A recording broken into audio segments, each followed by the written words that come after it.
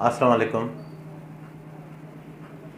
निज़ामी news network Facebook और YouTube channel से मैं हूं शमशाद निज़ामी और आज आपके साथ स्टोरी शेयर करनी है। एक ही बलदियाती इलेक्शन के हवाले से आज़ाद कश्मीर में इस वक्त हुकूमत एक दफ़ा फिर दावा कर रही है कि बलदियाती इलेक्शन वो कराने जा रहे हैं।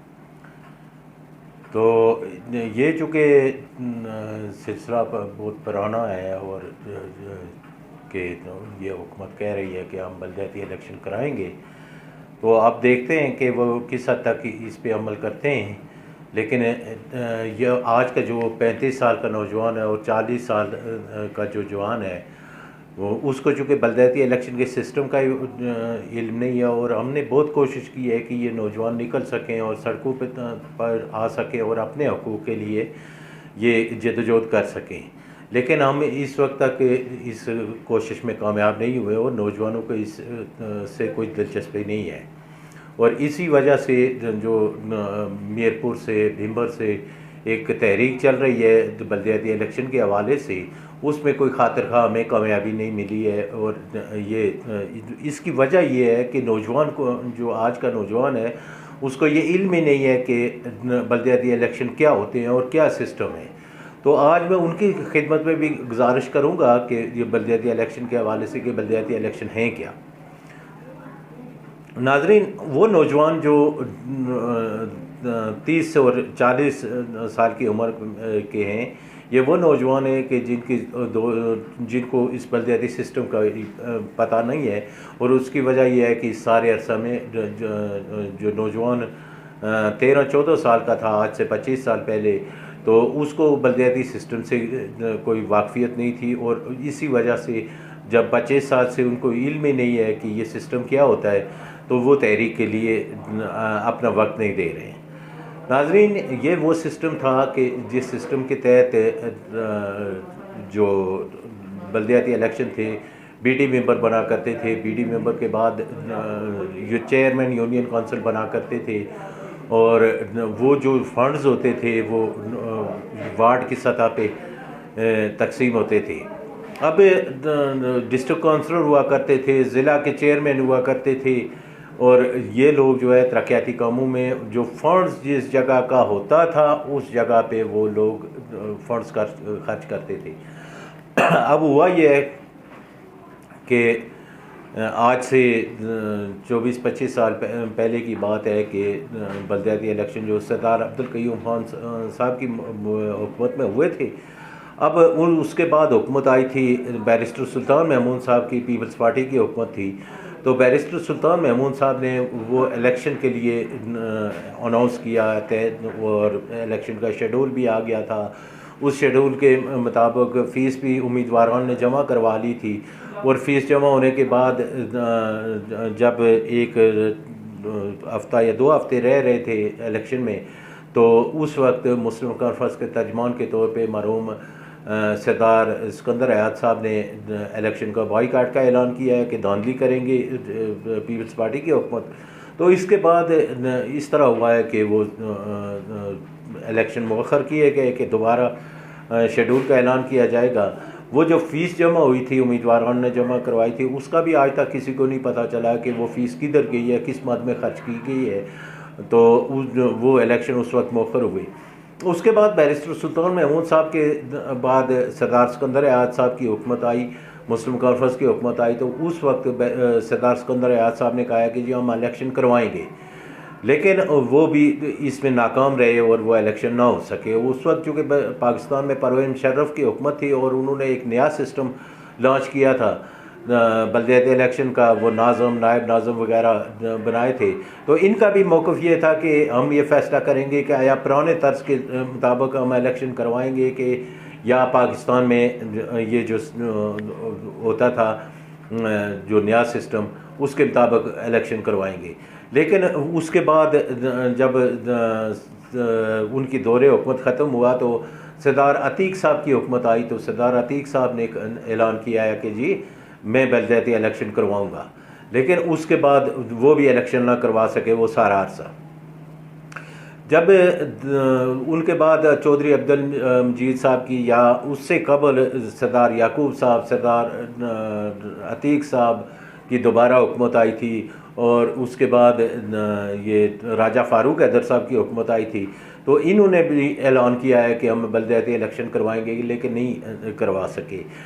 2011 में जब चौधरी अब्दुल मजीद साहब की पीपल्स पार्टी की गवर्नमेंट आई, उन्होंने भी ऐलान किया है कि हम बलदियाती इलेक्शन करवाएंगे, लेकिन वो भी इसमें नाकाम रहे। फिर बलदियाती इलेक्शन के हवाले से राजा फ़ारूक हैदर साहब अदालत में गए, अदालत ने बहुत सारे अहकाम दिए, और जिस पे चौधरी अब्दुल मजीद की हुकूमत तौहीन अदालत का नोटिस भी जारी हुआ, और उन्होंने इलेक्शन नहीं करवाए। जब 2016 का इलेक्शन आया तो उसमें मुस्लिम लीग ने अपने मंशूर में ये शामिल किया हुआ था कि वो बलदियाती इलेक्शन करवाएंगे।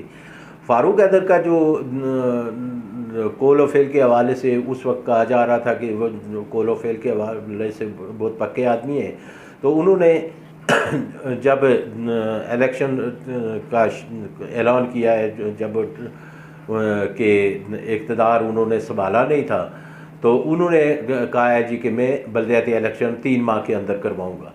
3 माह का ऐलान उन्होंने 28 जून को किया। फिर उन्होंने जब हल्फ उठाया तो उस वक्त भी उन्होंने ऐलान किया है कि 3 माह में बलदियाती इलेक्शन करवाऊंगा, लेकिन फिर वो ताख़ीरी अरबे भी साथ इस्तेमाल करते रहे। अदालतों में जो मुकदमात थे उनकी भी पैरवी नहीं कर रहे थे, तो ये सिलसिला चल निकला और नौजवानों के हुकूक जो है वो गस्ब किए जाते रहे।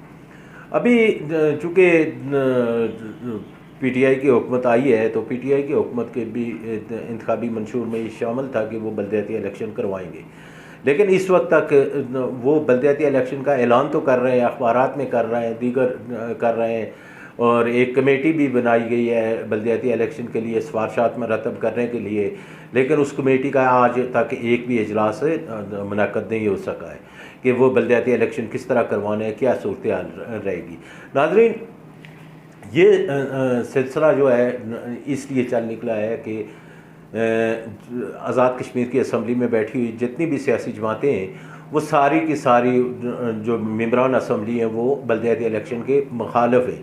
उसकी वजह यह है कि बलदियाती इलेक्शन हो जाएंगे तो फिर बीडी मेंबर और district councillor, chairman union council, और फिर इनकी लीडरी ख़त्म हो जाती है। अब लीडरी इसलिए, अब जो कि बीडी मेंबर आएगा वो भी अवाम का नुमाइंदा होगा, जो डिस्ट्रिक्ट काउंसिलर आएगा वो भी अवाम का नुमाइंदा होगा, उसका अपना एक फोरम है, और वो लीडरों की लिस्ट में शामिल हो जाएगा।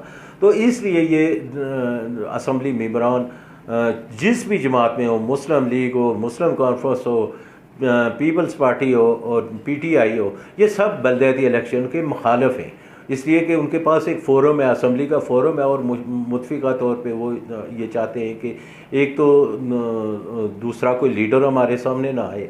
और इस सिलसिला में बहुत सारी कोशिशें की गई, तहरीक भी को भी रंग दिया गया, लेकिन ये बलदियाती इलेक्शन नहीं होने देते।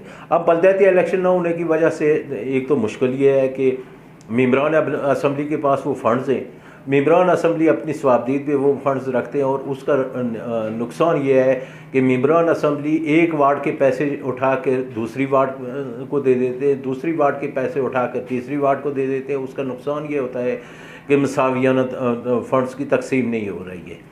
अब भी हम ये गुजारिश करते हैं कि नौजवान अपने हकूक़ के लिए सामने आएँ, और इसलिए सामने आए कि आज़ाद कश्मीर असम्बली में बहुत सारे नातजर्बाकार लोग मोरूसी सियासत की वजह से बैठे हुए हैं। तो अब बलदियाती इलेक्शन से होकर जो लोग वहाँ असम्बली में जाएंगे उनका तजर्बा भी अच्छा होगा। आज आपके फ़ैसले जो वहाँ किए जा रहे हैं, बैठ के जो लोग फ़र्द वाहिद कर रहे हैं, वो फ़ैसले आप मुशावरत के साथ कर सकते हैं। ये नौजवानों, ये आपका हक़ है बीडी मेंबर बनना। बीडी मेंबर, डिस्ट्रिक्ट काउंसलर आप बन सकते हैं। आप अच्छे, बहुत पढ़े लिखे लोग ऐसे हैं कि जो इस वक्त जो है नुमाइंदगी का हक अदा कर सकते हैं, बीडी मेंबर बन सकते हैं, ज़िले के चेयरमैन बन सकते हैं। ज़िले के चेयरमैन के पास झंडी होती है। अब ये लोग नहीं चाहते कि कोई झंडी वाला दूसरा आ जाए। मैं किसी फ़र्द वाहिद की बात नहीं कर रहा हूँ, पूरी असम्बली की बात कर रहा हूँ, असम्बली में बैठे हुए लोगों की बात कर रहा हूँ कि ये लोग नहीं चाहते, इसलिए कि नस्ल दर नस्ल ये सियासत करना चाहते हैं। और इनकी ये ख्वाहिश है कि कोई ऐसा कौंडी से उठ के कोई ऐसा आदमी ना आ जाए सामने कि जो आदमी हमसे बेहतर हो। तो ऐसा ना हुआ कि हमारी अगली नस्लों का रास्ता कोई रोक ले। तो इसलिए ये बलदियाती इलेक्शन के मुखालिफ हैं और बलदियाती इलेक्शन अशद ज़रूरी हैं। आप लड़ सकते हैं, आप नुमाइंदे बन सकते हैं, और ये जिन असम्बली मेंबरान की दहलीज़ पे आप लोग अपनी डिग्री उठा के जा सकते हैं, आप बेहतर नुमाइंदगी भी कर सकते हैं। तो इसलिए आप सब कोशिश करें और बलदियाती इलेक्शन के हवाले से अपना किरदार अदा करें, आप तहरीक चलाएं। मैं किसी पार्टी की बात नहीं कर रहा हूँ, तमाम लोगों का हक है, तमाम जमातों का हक है कि मोरूसी सियासत का चैप्टर क्लोज़ करने के लिए बलदियाती इलेक्शन करवाए जाएँ, जिनमें तमाम लोग अपना किरदार अदा कर सकें और तमाम लोग हक की नुमाइंदगी अदा करने के लिए। बड़े बासलाहियत लोग बैठे हुए हैं इस वक्त यहाँ, जो घरों में बैठे हुए हैं, बहुत बासलाहियत लोग हैं जो बेहतरीन किरदार अदा कर सकते हैं, बलदियाती इलेक्शन से हक की नुमाइंदगी अदा कर सकते हैं। मेरी आपसे गुजारिश